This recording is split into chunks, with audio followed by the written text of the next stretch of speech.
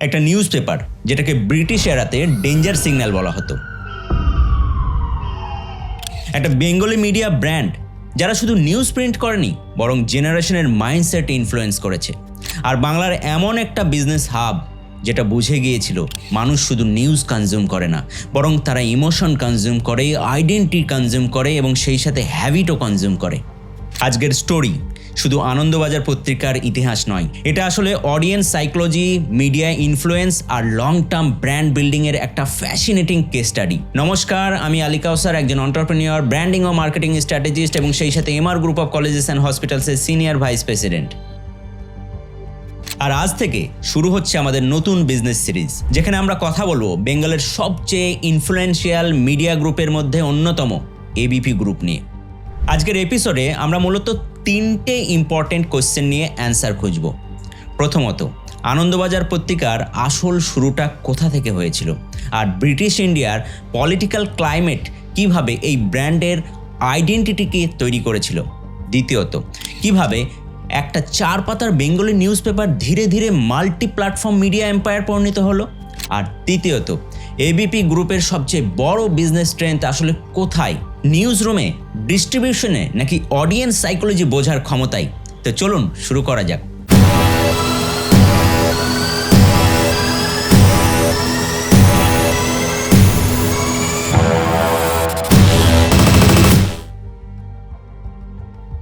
অনেকেই হয়তো মনে করেন আনন্দবাজার পত্রিকার ইতিহাস শুরু হয়েছিল 1922 সালে, কিন্তু একটু গভীরে গেলে জানা যাবে এর শিকড় ঠিক কতটা পুরনো।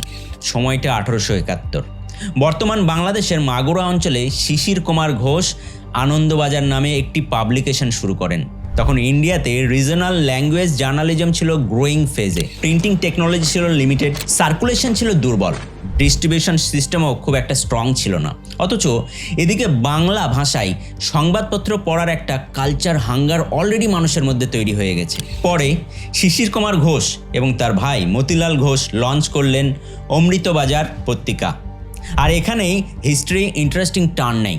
1878 সালে ব্রিটিশ সরকার ভার্নাকুলার প্রেস অ্যাক্ট চালু করেন। লক্ষ্য ছিল রিজনাল ল্যাঙ্গুয়েজ নিউজ পেপারদের কন্ট্রোল করা। ফলে অমৃতবাজার পত্রিকার রাতারাতি বাংলা থেকে ইংলিশ নিউজ পেপারে কনভার্ট হয়ে যায়। ভাবুন একবার সিচুয়েশনটা, গভর্নমেন্ট প্রেশার অ্যাভয়েড করতে ওভারনাইট পুরো ল্যাঙ্গুয়েজ শিফট করতে হচ্ছে। আজও জার্নালিজম হিস্ট্রিতে এটা সার্ভাইভাল স্ট্র্যাটেজির সবচেয়ে আইকনিক এক্সাম্পলগুলোর একটি হিসাবে ধরা হয়। তারপর কয়েক দশক কেটে যায়। এরপর আসে 13ই মার্চ 1922। কলকাতা থেকে অফিসিয়ালি লঞ্চ হয় আনন্দবাজার পত্রিকা। ফাউন্ডার ছিলেন দুজন, প্রফুল্ল কুমার সরকার এবং সুরেশচন্দ্র মজুমদার। একজন এডিটোরিয়াল সাইডের ড্রাইভিং ফোর্স আর একজন বিজনেস অপারেশনাল ব্যাকবোন। সেই সময় ইন্ডিয়াতে স্বাধীনতা আন্দোলন পুরো দমে চলছে। মহাত্মা গান্ধীর নন কপারেশন মুভমেন্ট অলরেডি মাস লেভেলে ছড়িয়ে পড়েছে। সেই সময়ে নিউজ পেপার মানে শুধু বিজনেস না, নিউজ পেপার মানে আইডিওলজি, প্রোটেস্ট আর পাবলিক ইনফ্লুয়েন্স। আনন্দবাজার শুরু থেকেই ন্যাশনালিস্ট টোন নিয়ে এগোয়। ব্রিটিশ রুলের বিরুদ্ধে এডিটোরিয়াল স্ট্যান্স নেওয়ার কারণে প্রফুল্ল কুমার সরকারকে একাধিকবার জেলেও যেতে হয়েছিল। আর এই জায়গাটাই আনন্দবাজার পাবলিক ইমেজ তৈরি করে নেয়। মানুষ এটাকে শুধু খবরের কাগজ হিসাবে দেখেনি, বেঙ্গলি ভয়েস হিসাবে দেখতে শুরু করেছিল। শুরুর দিকে আনন্দবাজার ছিল মাত্র 4 পাতার ইভিনিং ডেলি নিউজ পেপার, দাম ছিল 2 পয়সা। প্রথম সার্কুলেশন প্রায় 1000 কপিজ। এখানেই আসে ব্র্যান্ডিংয়ের ম্যাজিক। শুরুর দিকে পেপারটা লাল কালি দিয়ে ছাপা হতো। তখন ব্রিটিশদের নিজস্ব ইংলিশ পেপার দি ইংলিশম্যান ব্যঙ্গ করে এটাকে বলেছিল ডেঞ্জার সিগন্যাল। মজার ব্যাপার হলো এই ক্রিটিসিজমই আনন্দবাজারের ন্যাশনালিস্ট ব্র্যান্ডিংকে আরও পাওয়ারফুল করে দেয়। 1930-এর দশক থেকে আনন্দবাজার একটা জিনিস খুব স্মার্টলি বুঝে যায়। বেঙ্গলি মিডল ক্লাস অডিয়েন্সকে ডিপলি আন্ডারস্ট্যান্ড করতে পারলে নিউজ পেপার শুধু প্রোডাক্ট থাকবে না, ডেলি হ্যাবিট হয়ে যাবে।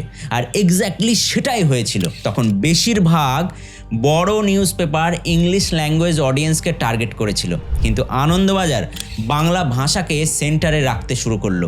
তারা নিউজের সঙ্গে লিটারেচার মিক্স করলো, স্পোর্টস কভারেজ দিল, সিনেমা কভারেজ আনলো, ফ্যামিলি রিডিং এক্সপিরিয়েন্স তৈরি করলো। আর এখান থেকেই আমরা পরিচিত হব আমাদের বাংলার নিউজ বিজনেস এবিপি গ্রুপের সাথে। এবিপি নামটা আসলে এসেছে আনন্দবাজার পত্রিকা থেকে, অর্থাৎ একটা নিউজ পেপার এত স্ট্রং ব্র্যান্ড ইকুইটি তৈরি করেছিল যে পরে পুরো মিডিয়া গ্রুপ সেই নামের আইডেন্টিটি নেয়। ব্র্যান্ডিং পার্সপেক্টিভ থেকে দেখলে এটা হিউজ থিং, কারণ এখানে প্যারেন্ট কোম্পানি প্রোডাক্টকে ক্রেডিবিলিটি দেয়নি, বরং প্রোডাক্টই প্যারেন্ট ব্র্যান্ডকে ক্রেডিবিলিটি দিয়েছে। এক্ষেত্রে স্ট্র্যাটেজি ছিল খুব সাটল বাট পাওয়ারফুল, কারণ যেখানে বিজনেসের হ্যাবিট তৈরি করতে পারাটা কিন্তু হিউজ কম্পিটিটিভ অ্যাডভান্টেজ। আর একটা জিনিস যেটা এবিপি গ্রুপ খুব স্মার্টলি বিল্ড করেছিল সেটা হলো ডিস্ট্রিবিউশন স্ট্রেংথ।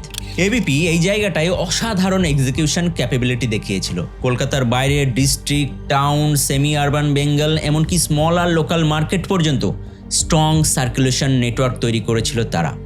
আর বিজনেস পার্সপেক্টিভ থেকে দেখলে এটা ম্যাসিভ মোট তৈরি করে। এখান থেকে আমরা একটা ইম্পর্টেন্ট বিজনেস লেসন শিখতে পারি। লং টার্ম ব্র্যান্ড বিল্ডিং কখনো শুধুমাত্র প্রোডাক্ট কোয়ালিটি দিয়ে হয় না, হয় অডিয়েন্স বিহেভিয়ার কনসিস্টেন্টলি আন্ডারস্ট্যান্ডের মাধ্যমে।